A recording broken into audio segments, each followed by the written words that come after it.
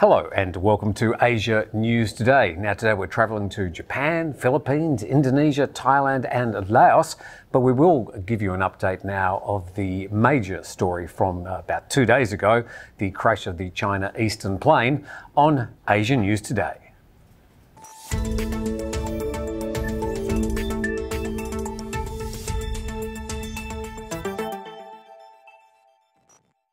The crash of the Boeing 737-800 passenger plane in China's southwest ignited a fire big enough to be seen from space. Rescuers continue today to comb through the wreckage on the rugged, remote mountainside just outside the city of Wuchao. Investigators admit that just 2 days following the crash, there appears more questions than answers. Rescue workers have resorted to using drones as they search for the plane's two vital black box recorders, actually coloured orange, one recording data from the plane's instrumentation, the other recording the voices from the cockpit. No survivors have been found and no foreigners are believed to have been on board. Family members have gathered in closed-off waiting areas at the airports in both Guangzhou and Kunming, where the Chinese authorities have requisitioned 5 hotels with 700 rooms while they await regular briefings on the situation. Even though the 737 model wasn't the controversial and most recent Boeing 737 MAX, China Eastern Airlines have grounded the rest of their substantial 737-800 fleet until a cause has been established. In 2019, the US FAA ordered inspections of 38 Boeing 737 NG model jets, including the 737-800s, because of cracks found in a part that connects wings to the fuselage. The FAA didn't ground the planes at that time. 2 tourists have been found dead on Boracay Island, one of the Philippines' best-known tropical island resorts. The 2 visitors, one an Australian female, were found in their hotel room on Monday. The other person in the room was identified as a male Filipino national. According to local media, the pair had injuries on their bodies, with police now speculating that their deaths were not due to natural causes. Citing CCTV footage from the area of the room in Barangay Balabag, police have confirmed there were no signs of a third person who may have entered the room. Police also noted that the belongings of the 2 people, including cash, jewellery, laptops and a mobile phone, seemed to be untouched. Police confirmed that the pair arrived on Boracay on March 13 and had already extended their stay at the unnamed hotel.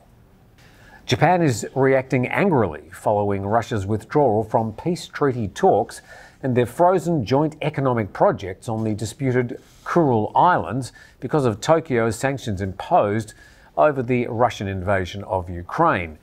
Believe it or not, Russia and Japan have still not formally ended World War II hostilities because of a long standoff over the disputed islands just off Japan's northernmost island of Hokkaido.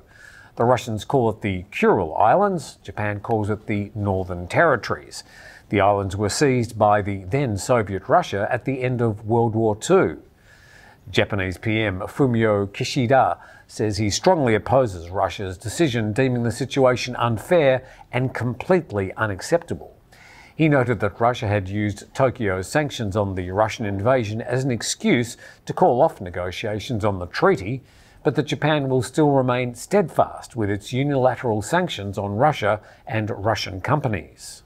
In response to the invasion, Japan announced plans to revoke Russia's most favoured nation trade status, expand the scope of asset freezes against particular Russian individuals, and ban imports of certain products. This happened last Thursday. The 3-month-old China-Laos Railway is making Kunming, capital of southwest China's Yunnan province, a vital new trade and logistics hub connecting China's domestic markets with other foreign markets in South and Southeast Asia. The freight volume on the new high-speed China-Laos Railway has hit 1.2 million tonnes. The China-Laos Railway stretches over 1,000 kilometres and links Kunming to the Laotian capital Vientiane, which is right on the Thai-Laos border. Some of the most popular export items have been fertilisers and electronic products coming into Laos, whilst Laos exports rubber, rice, tapioca, charcoal and iron ore back to China, A total of 13 Chinese provinces, including Beijing, Shanghai and Sichuan province, have now launched cross-border freight train services along the new China-Laos Railway. Good Morning Thailand gets up to 80,000 viewers per week, and we'd like to weaponise our audience for you. That's right. So if you have a business or property or even your house that you'd like to sell... Private yacht? Yeah, we could be in space. I'm not sure about space. Well, all you have to do is contact us on info@thethaiger.com, and you can hire us up to a day or even a week, and we'll go to your property and do the show live. Good Morning Thailand, coming your way. Singapore is upgrading its presence in Israel from a lower-level consulate to full embassy in the latest move, reflecting better relations between Israel and countries with a strong Muslim presence. Israel and Singapore forged diplomatic ties originally in 1965 and have had generally cordial diplomatic relations for decades. Israel sending defence equipment to Singapore and having a full embassy there since 1968. Now, Singapore is openly boasting about its Israel relations, with the Singaporean Foreign Minister announcing the new embassy that will be in Tel Aviv. Indonesia is the latest Southeast Asian country to lift all quarantine measures for fully vaccinated travellers, ending 2 years of border closures as the region moves past the worst of the Omicron wave of COVID-19.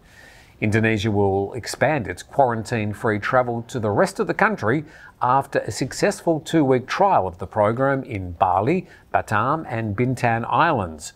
Infections have remained low in those 3 tourist areas, prompting Indonesian officials to quickly expand the dropping of quarantine. But arriving visitors are still required to take a PCR test on arrival. Daily coronavirus infections have dropped more than 90% from a mid-February high, even though COVID-related deaths still remain relatively high, reaching 154 people on Monday. Bangkok e-hailers will have a new option next month. Starting in April, AirAsia's parent holding company, Capital A, is planning to launch its ride-hailing platform in the Thai capital, continuing its aggressive foray into non-aviation businesses after the Malaysian airline suffered significant pandemic-era losses. The new service, dubbed AirAsia Ride, will begin with some 5,000 taxis in Bangkok before expanding to private drivers in other key cities around the region. AirAsia Ride first launched in the Malaysian capital of Kuala Lumpur last August.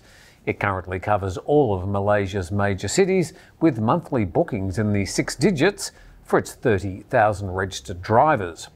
AirAsia says the company plans to conquer the roads as much as the skies. In Thailand, there's already 3 other popular ride-hailing apps, Grab, Bolt and InDriver.